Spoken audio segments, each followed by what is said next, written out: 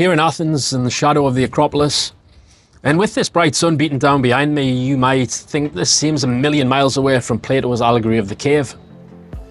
But just like those two things have similarities, I want to draw parallels with the relevance of Plato's allegory written those hundreds of thousands of years ago and civilization today. In Plato's story, he imagines a man born in captivity in the shackles of the darkness of a cave. And all that person's ever experienced in their entire lifetime is this darkness, facing only forward, only able to perceive exactly what's straight ahead of him, and the shadows cast by the other captives around them in the cave. What would those shadows mean to that person? They probably wouldn't be able to comprehend them. But then Plato imagines a scenario in which that person bursts forth from the shackles and escapes the darkness of the cave. What would the light of the sun do to that person? Well, first of all, it's going to be a shock to their eyes. And the experience of seeing the world around them is going to be, at the very least, a bit trippy. And once that person, if they ever do, returns to that cave, they're going to face ridicule. They're going to face absolute torment from the people they've left behind, who aren't going to be able to fathom or comprehend the kind of tales they're telling them. They'll be treated as a madman.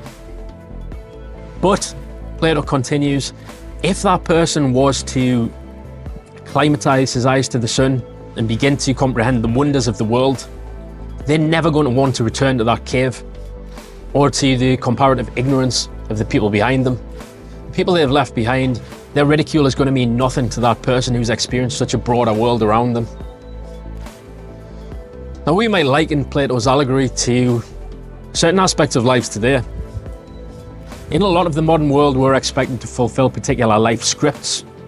We're expected to go to particular schools, learn certain things, and almost fall into a routine of work, specific kinds of jobs to return a paycheck and follow the script we're supposed to follow, whether that be get married, settle down, buy a house, have kids, those kind of things.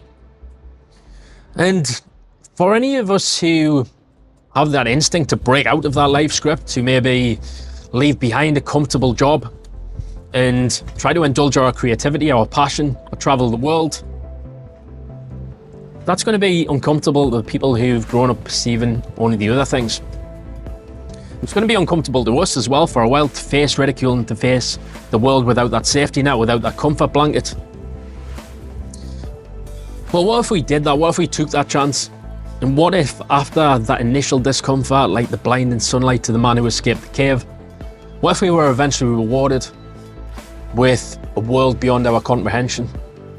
Would we ever want to go back to the darkness of that cave? So my invitation today is to think about the areas of your life that you feel boxed in by, whether it be work, whether it be relationships, whether it be the particular environment you're living in. Think about taking that chance and breaking out of that cave. What would that look like? And what could be waiting on the other side?